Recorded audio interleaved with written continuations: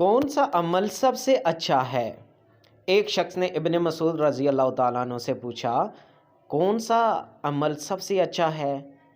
انہوں نے بتلایا کہ میں نے اس کے بارے میں رسول اللہ صلی اللہ علیہ وسلم سے پوچھا تو آپ صلی اللہ علیہ وسلم نے فرمایا الصلاۃ علی مواقیتہا، نماز کو اس کے وقت پر پڑھنا۔ میں نے عرض کیا اور کیا اللہ کے رسول؟